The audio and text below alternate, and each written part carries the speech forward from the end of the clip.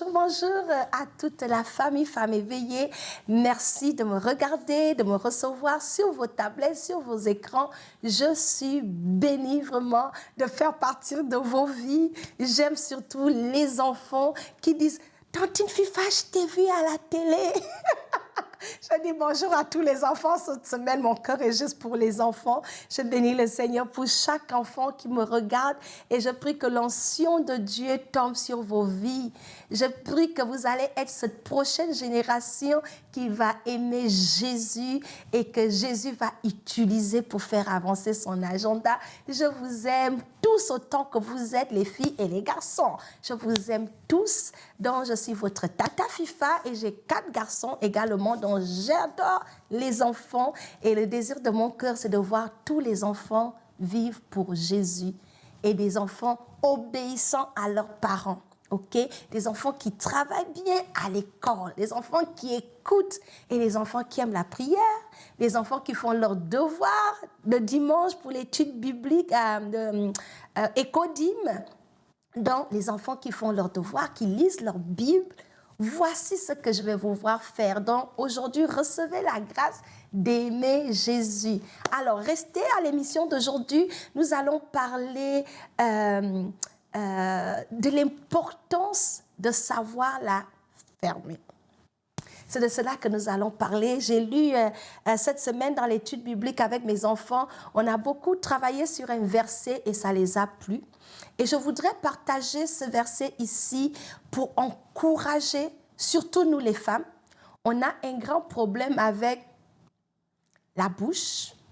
On ne sait pas se taire quand il faut. Et ça nous cause beaucoup de dégâts. Beaucoup de relations sont brisées à cause de la bouche. Beaucoup de foyers sont gâtés à cause de la bouche. Beaucoup de familles sont détruites à cause de la bouche. Certaines situations auraient pu être évitées dans notre vie si on avait seulement fermé notre bouche. Et aujourd'hui, la manière que je voudrais qu'on travaille, je vais apporter la parole de Dieu et vous allez regarder avec moi le danger de trop parler. Il y a un véritable danger à le faire. Donc, si tu étais quelqu'un qui parle de tout, de rien, tu te mêles de ceux qui ne te regardent pas, Dieu, aujourd'hui, au travers de ce message, t'interpelle, nous interpelle que on ne peut pas vivre comme ça. En tant qu'enfant de Dieu, nous devons savoir quand parler et quand se taire. Ce n'est pas quelque chose qui va juste arriver abracadabra. Il n'y a pas d'abracadabra avec Dieu. Avec Dieu, il donne sa parole. Et notre responsabilité, c'est d'obéir. Et bien sûr, ce n'est pas toujours facile d'obéir, mais Dieu nous a donné son Saint-Esprit. Il a dit, si tu as besoin de sagesse, prie, demande à Dieu et il te donnera la sagesse. Donc, si tu as besoin de pratiquer le silence, tu peux aussi prier et dire à Dieu, Seigneur, aide-moi avec ma bouche. Alors, si tu es une femme et que tout le monde reconnaît que tu parles trop, tu te mêles de tout, tu crées des problèmes partout, à gauche, à droite, tu te bats avec tout le monde, tu insultes les gens. Tu es une femme qui a la bouche piquante, les paroles qui sortent de ta bouche, c'est des paroles agressives. Peut-être ta délivrance va commencer aujourd'hui. Lorsque tu vas commencer à pratiquer le silence, ça va te sauver de beaucoup de problèmes. Le Seigneur veut réécrire ton histoire. Le Seigneur veut que ton nom sorte de la catégorie des femmes insensées qui parlent n'importe comment là. La catégorie des femmes qui parlent pour vexer, pour blesser les gens, qui disent des choses qu'elles ne pensent pas avant de parler. Il y a la solution en Jésus. Donc, au travers du message d'aujourd'hui, nous allons apprendre la parole de Dieu et Dieu va nous donner la grâce de guérir de ce défaut-là. Alléluia. Donc, voilà, avant de commencer, aimez nos vidéos. Ensuite, abonnez-vous. Après l'abonnement, likez, postez un commentaire, écrivez-nous et dites-nous de là où vous nous regardez. Donc voilà, je suis Fifa Marie-Thérèse, si tu nous regardes pour la première fois, et bienvenue sur Femmes éveillées. Alors avant de rentrer tout de suite dans le vif du sujet, je veux faire une annonce importante. Je vous ai parlé il y a quelque temps de notre projet Yaoundé 2025. Nous allons au Cameroun, je serai au Cameroun et je suis impatiente de ce moment-là de rencontrer les Camerounais chez eux. J'ai toujours vu les Camerounais au Gabon. Je vais vous faire rire un instant. Vous savez, au Gabon, on a un certain type de Camerounais. La plupart du temps, c'est des Camerounais mafiosos qui font des coups. On les voit dans le journal. Ils sont allés braquer, ils sont rentrés dans telle maison. C'est vraiment dans les magouilles. Donc, le témoignage est un peu que quand tu rencontres un Camerounais avec un bon témoignage au Gabon, c'est impressionnant parce qu'on en a vraiment, quand on voit la télé, ils vendent des terrains, c'est-à-dire dans la magouille. Ils ne sont pas crédibles. Et puis, je me suis dit, mais Seigneur, j'arrive au Canada, maintenant, je rencontre des Camerounais incroyables. Je vous assure. Après, je me dis, Seigneur, mais c'est quel type de Camerounais qu'on envoie souvent au Gabon? Et je vais vous dire vraiment, je rends témoignage au Cameroun. La dédicace de cette vidéo, c'est pour tous les Camerounais qui me regardent. Nous vous aimons. N'ayez pas un débat, les Camerounais, avec les Gabonais. Les Gabonais vous aiment. On a juste eu la malchance de tomber sur les mauvais Camerounais. Ce qui se passait au Gabon, il y avait un fléau quand tu embauches une femme ménagère camerounaise. Quand elle vient tenir ta maison, elle te met à la porte, elle prend ton mari. Donc, Cameroun, quand tu entends Cameroun, tu dois te lever dans la prière. Ils nous ont traumatisés. Mais aujourd'hui, par la grâce de Dieu, je découvre que le Cameroun n'est pas ce qu'on voit au Gabon. Il y a des femmes d'intègre, surtout dans mon ministère, j'ai des Camerounaises, mais des femmes de caractère, des femmes impressionnantes, des femmes aimantes, des femmes qui aiment Dieu, des femmes de prière, des femmes de valeur, des Camerounaises, femmes de valeur. Toi-même, tu regardes, tu dis yes. Donc, j'encourage les Gabonais qui sont au Gabon, les Camerounais qui sont ici, là, c'est pas la même chose, on est au Gabon. Bon, c'est sûr qu'il y a certainement les exceptions, mais j'ai découvert des Camerounaises, waouh! Vraiment, je bénis le Seigneur qui m'a donné la chance. Donc, arrêtons de mettre les gens dans un même seau. Arrêtons de mettre les gens dans une boîte. Il y a toujours des exceptions. Moi, j'ai vu des exceptions ici au Canada. J'ai des femmes qui sont très chères à mon cœur, qui sont des Camerounaises, dont je rends un témoignage favorable. Je bénis le Seigneur pour leur vie. Alléluia. Donc, voilà. On parle du Cameroun, la vidéo d'aujourd'hui c'est spécial Cameroun. Alors, nous irons au Cameroun au mois d'août. On sera là-bas du 1er au 10 août 2025, marquez la date. Et durant notre séjour là-bas, nous allons avoir une conférence, il y aura des invités de renom. Vous ne voulez pas rater ce moment. Le Seigneur va se glorifier au milieu de nous. Durant ces temps-là, nous allons également visiter les orphelinats. Nous croyons que le Seigneur nous appelle vraiment à aider l'orphelin, la veuve, les démunis, parce que nous voulons apporter le message du salut à ces enfants-là. Donc, par la grâce de Dieu, nous voulons être en contact avec des enfants au Cameroun, leur aimer, leur parler de l'amour de Dieu. C'est ce que nous allons faire. Et on aura une soirée gala réservée à toutes les femmes de mon ministère et bien sûr à quelques sœurs au Cameroun qui voudront venir.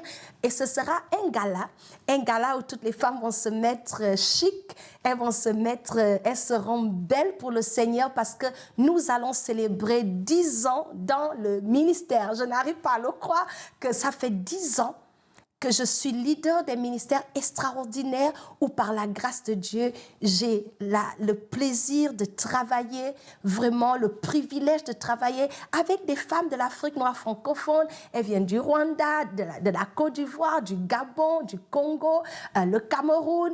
Elles sont partout en Europe, au Canada, aux États-Unis, le Burkina Faso, même le Sénégal. Et maintenant, nous avons l'île Maurice qui est là aussi. C'est incroyable, le Togo, le Bénin. Il ne faut pas que j'oublie le Togo et le Bénin. Donc nous avons toutes ces nations-là, africaines, en un seul lieu. Et je vois la beauté de notre Dieu, un Dieu des nations. Donc quand je suis comme ça, là, j'ai des sœurs quasiment dans tous les pays de l'Afrique noire francophone. Je bénis le Seigneur pour cette grande famille. Alors, mon annonce, c'est pour vous dire que si vous êtes au Cameroun, vous êtes invités, je voudrais vous encourager à prier pour nous, pour que cet événement soit un grand succès. Mais j'aimerais surtout, si vous aimez ce qu'on fait et que vous êtes bénis, vraiment, je voudrais vous demander de nous soutenir pour la réalisation de ce projet-là, parce que nos invités d'honneur, il faut en prendre soin. soins, il faut loger près de 100 femmes qui vont se déplacer de différents pays. C'est un projet fou, mais j'ai la foi que le Seigneur va pourvoir. Donc, au travers de ce message, je vais tout simplement vous demander de nous soutenir si vous aimez ce que nous faisons et que Dieu vous met à cœur de nous aider. S'il vous plaît, on apprécierait votre aide pour pouvoir se préparer dans ce projet-là. Faites-nous un don, on ne dira pas non. Donc, priez et si le Seigneur vous met à cœur de prendre part à cet événement, nous serions vraiment, vraiment contents que vous le fassiez. Donc voilà, c'était ça la petite annonce. Nous allons poster une information, les détails sur comment donner, où vous pouvez nous joindre en amenant un numéro WhatsApp.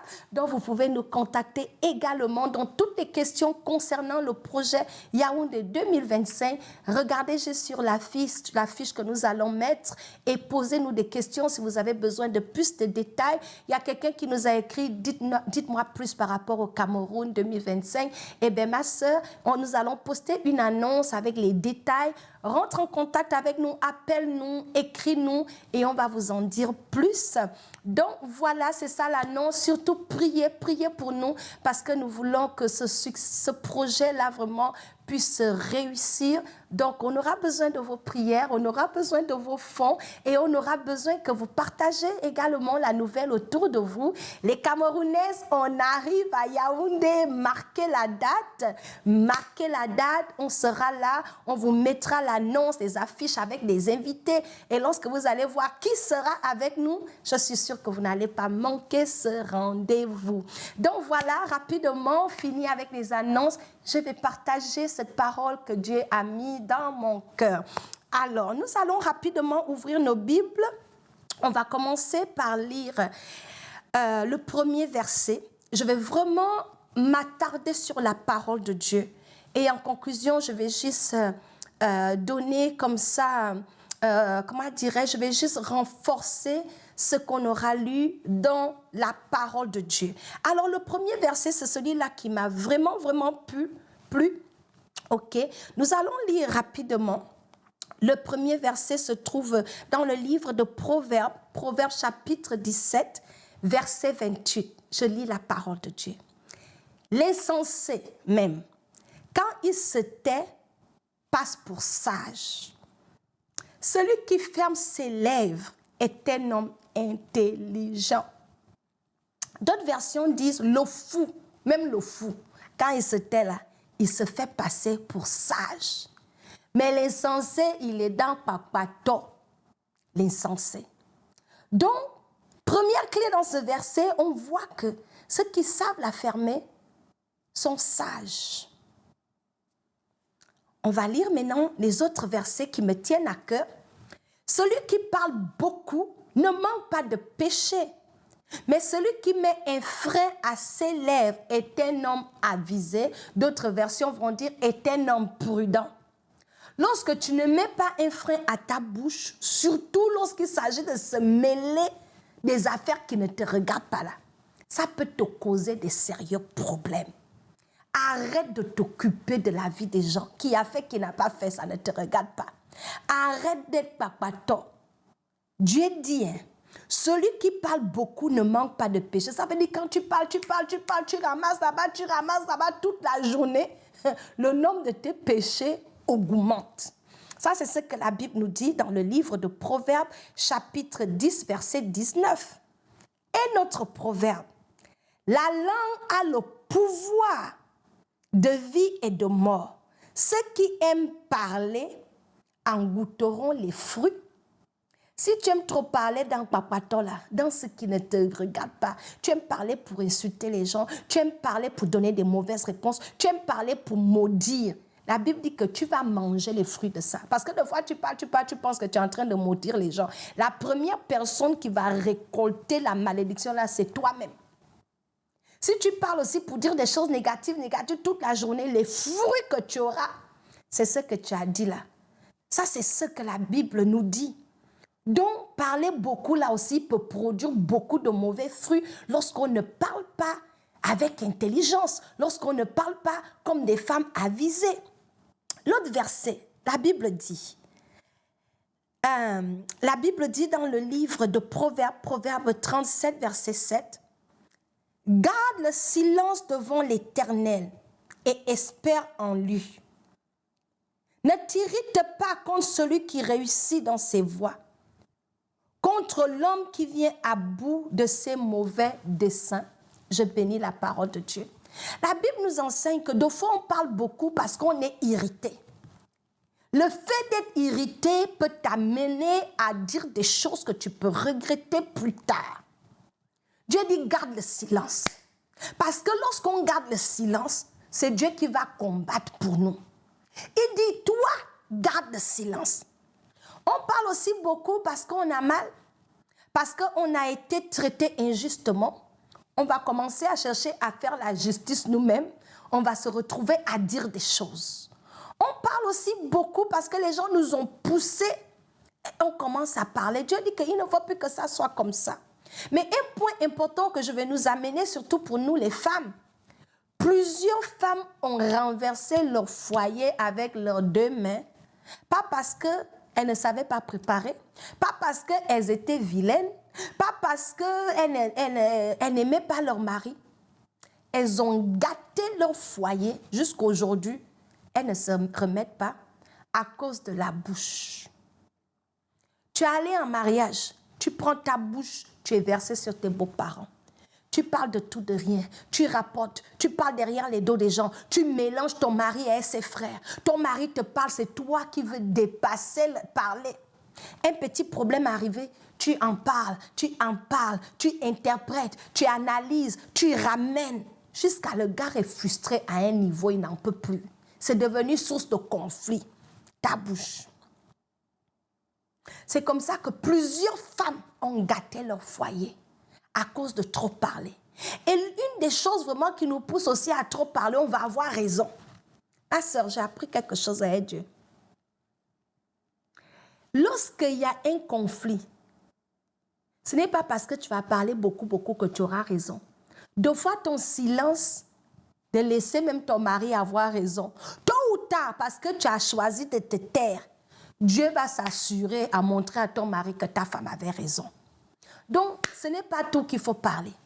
Il y a deux fois des situations, c'est chaud, surtout quand il y a déjà une tension.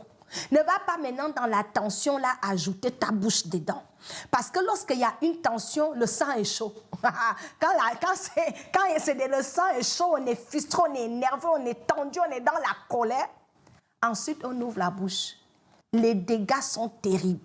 C'est dans ça là que ma soeur, tu vas dire ce qu'on ne dit pas. C'est dans ça là tu vas insulter quelqu'un sans le vouloir. C'est dans ça là tu vas dire des choses que tu vas regretter plus tard. Tu vas sortir des choses que plus tard tu vas dire, hé Seigneur, si je savais, je n'aurais pas dit telle chose. Beaucoup de femmes également se sont trouvées dans beaucoup de problèmes dans les amitiés. Tu es ami avec quelqu'un, elle t'explique son secret, tu vas ramasser ça, tu es déjà allé rendre ça public, toute l'église est au courant. Trop parler. La Bible dit que un ami là, ce qui ferme la bouche là, un véritable ami là, c'est couvrir. L'amour couvre une multitude de péchés. Mais la bouche qui parle tout, tu vas aller rapporter une affaire qui ne devait pas être publique, tu vas aller publier ça. Tu vas aller critiquer ton mari chez la voisine, aller raconter. La voisine n'a pas besoin de savoir que ton mari ronfle la nuit. La voisine n'a pas besoin de savoir que ton mari ne t'a pas donné l'argent aujourd'hui. C'est entre toi et ton mari. Donc, trop parler là, plusieurs femmes se sont trouvées dans des sérieux problèmes, ont renversé leur foyer parce qu'elles vont se plaindre de leur mari chez les beaux-parents. Elles quittent là-bas, elles vont se plaindre de leur mari chez leurs propres parents, chez les beaux-parents. Le mari, vous savez ce qui se passe? Il perd sa dignité d'homme. Il est frustré. Il n'a pas besoin d'une femme comme ça qui va publier, qui va rapporter tout ce qui se passe dans le foyer à tout le quartier. Et à un moment donné, il va être fatigué de toi et te remplacer avec une femme sage. Donc, ce message, c'est pour encourager nos jeunes sœurs qui ne sont pas encore mariées, que pendant que tu es célibataire, là, si tu as un problème de bouche, c'est maintenant qu'il faut dire à Dieu, Seigneur, donne-moi la grâce de savoir parler. Et si tu veux beaucoup parler là, la Bible dit que tes paroles soient remplies de grâce assaisonné de grâce pour savoir comment répondre, comment parler. Donc, avant de parler, pense d'abord, prends une minute. Seigneur, dois-je donner mon avis ou dois-je la fermer? Et si je donne mon avis, comment je dois formuler? Ne parle pas sans réfléchir. Avant de parler, prends le moment de réfléchir de ce que tu vas dire pour que ça ne retombe pas sur toi. Donc, le verset d'aujourd'hui, le message d'aujourd'hui, c'est « Mes sœurs, pratiquons le silence, apprenons à nous taire ». Avec les enfants, on parle beaucoup, on va frustrer nos enfants, on va dire plein de choses, on crie là-bas, on compare, regarde l'enfant de la voisine, il travaille bien à l'école, toi tu es bête, tu es mouton. Tu dis tout ça dans l'enfant, tu sèmes. Et l'enfant devient mouton, tu es étonné. Mais depuis là, tu le compares que l'enfant du voisin est mieux. Et voilà les résultats, ton enfant est devenu mouton. Donc trop parler, ça ne va pas nous aider. Et si on veut beaucoup parler, choisissons de parler le langage des enfants de Dieu. L'amour, des paroles encourageantes, bénir les gens. Pas quand tu bénis là, les fruits que tu reçois, c'est la bénédiction en retour. Parce que la Bible dit que ce qu'on dit là, on va manger les fruits. Donc si tu veux être béni, commence à parler pour bénir. Pas pour maudire, pas pour insulter. Une femme chrétienne ne doit pas insulter. Une femme chrétienne ne doit pas avoir un langage blessant de la méchanceté. Non, ma soeur, si tu ne peux rien dire de bon, peut-être c'est mieux de commencer à pratiquer, fermer la bouche. Donc voilà, c'était le message d'aujourd'hui. J'espère que vous avez été bénis. Donc soyez bénis. Je vous retrouve la semaine prochaine dans une autre émission. Ciao!